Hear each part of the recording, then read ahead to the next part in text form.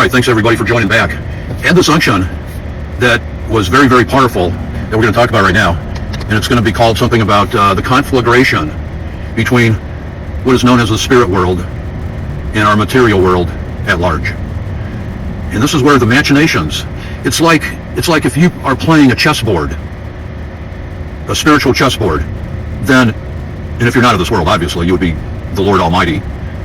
And those machinations were going on and those moves were going on and being reflected down here. Okay? We're still within our biblical limitations, so we're giving that as an example. Without stepping on anybody's toes, we do that enough. So you're going to see this conflagration that's going to go on. That's going on right now. It's the polarization. There's a lot of different buzzwords for it, or buzz descriptions. Buzzwords or buzz descriptions or what have you. But they all are describing the inner mesh, and this is where the unction came in, the interface and the overview and the overlay, how's that for description, of what is happening right now. Because we are a reflection. Another way to couch it or try to explain it is you look into a reflection, into a pool, and you see the reflection of different things that are going on in the background. That's another way to look at it. But here's the unction. That was used as a prologue or a lead-in to what we're going to say right now.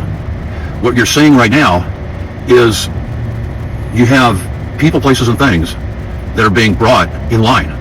Now they think that they're just exercising their own ordo ab chao, which is Latin for order out of chaos. But they're not. They're acting in accordance with the will of God, believe it or not. And it's irretractable. They can't take it back. They have to go through with it. This is why when the devil gets kicked out of heaven, he knoweth he has but a short time. That's where you have the wrath of Satan. That comes into play with Revelation, as an example. But let's be more to the point. You have the 6 seals, because the 7th seal, is space, silence in heaven for the space of half an hour. So you have the 6th seal, which is a direct mimic, a direct protocol, if you will, from a military standpoint, of a nuclear holocaust. Unmistakable. That's the 6th seal in Revelation. So you have these 3 cascading events, and that's why we try to point out every opportunity we can. The 6th seal, the 7th trumpet, and the 7th vial all have one commonality. They all end in the wrath of God. But here's the real interesting caveat, if you will, kind of like an add-on or an addendum that's attached to all of that. Is a lot of people think, well, these great big masses of people are going to be physically slaughtered. And there will be a lot of that going on. You're going to see a lot of martyrs for the Lord. You're going to see a lot of that. But more to the point is that you have, especially as the proof text, case in point, you have the rider of the 4th horse, which is pale. If you do the etymology, it comes out to chloros, the pale horse. Chloros is this green, murky, swampy discoloration that perfectly explains the whole facet and gamut of globalization. At least it does to me. But what people don't understand is that the rider of the pale horse, the 4th horse, you have the white, the red, the black, and the pale. The 4th horse is death, with hell following.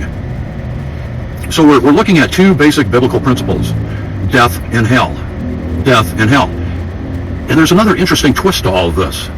Because you remember when the Lord Jesus Christ was murdered, his own countrymen, his own brothers, his own tribesmen, if you will, the Sanhedrin, they went to the Romans. Who controlled what?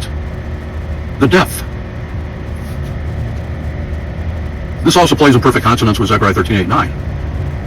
2 parts shall be cut off, but the 3rd part shall go through the fire, be refined and tried as gold and silver.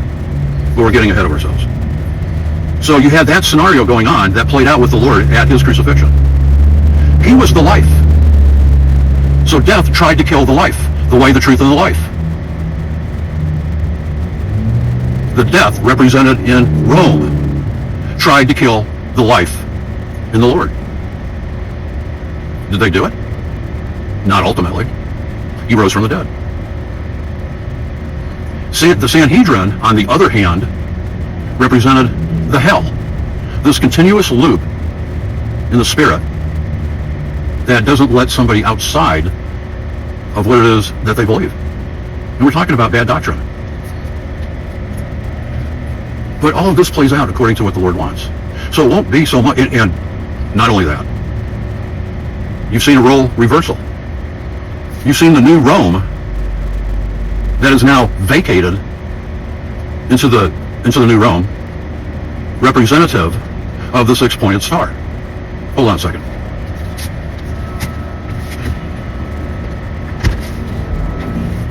Gotta get some of my water here, you know what I'm saying? That six-pointed star represents the aegis, the auspices, the capacity, the role of the new Rome. You know, because it says in 11:8 and 17:18, where the Lord was crucified in that great city. And that great city is Jerusalem. It's still Jerusalem, but it has the representation of different religions there, and the people calling the shots, like they did back in Rome. The Caesar, if you will, are the six-pointed star people. It's unmistakable. So you have all these dynamics going on. And now, if you look at who are the people in these different fragmentations, different fragments of blocks of people that especially talks about in the trumpets and the vials, about the thirds and the quarters and all of that sort of thing. Who are they? And what happens to them? Are they not only killed, but their soul is in hell in this continuous loop? They'll be judged on what they knew when they knew it. But to whom much is given, much is required. We've said this a lot. So we have to, it's not so much the physicality of it, to kind of close the loop on what we began trying to push out in this small discussion was, we're seeing the dynamics right now where you have this clash between the spiritual reality and the physical reality. And they're both coming to loggerheads. But, however, the great news is that the Lord is still, Jesus Christ is still in command. And if you put your total faith, trust, hope, confidence in Him, and you get on that boat that it talks about in Matthew chapter 24, where it talked about Noah was perfect in all his generations. Well, that seed is Jesus Christ. Not of many, like Paul pointed out, not of many, but of Jesus Christ, of one seed, It's like Mars Hill, not to get off on all these different tangents, but it's like Mars Hill, where Paul saw the unknown God. Well, the God is known now, however, albeit the fact that he's just another player on, kind of a statue. And it's up to you, you have a whole pantheon of different things and different subsets of those things. You've got Hinduism. You've got atheism, socialism, communism, that runs the gamut from the political to the religious side. But Christianity is the only religion that's coming to its final conclusion, because Christ said that He is the way, the truth, and the life. No one comes unto the Father but by Him. Those are the words of truth. We need to understand that. We should not be thinking about chakras or your third eye or kundalini or yoga or meditation, opening up these cages of spirits that will come to you in disguise of how benign that they are. But in the end, all they're going to do is wreak massive destruction. That is what we see going on right now. That is putting people in a tremendous amount of havoc, they're confused, and all of that. It's time that we get in the boat, be part of that one seed of Jesus Christ, not of many. Paul says in Romans 9:6, not all Israel is Israel. And he says in Romans 9:8, those of the flesh, these are not the children of God, but those of the promise are counted for the seed. We encourage you to read it. It's all through Jesus Christ. If you want to be in that perfect, what started out as a blood lineage, then it made the transition at the cross into the spiritual lineage. Because those floodwaters of diversity are rising. It's flooding out right now.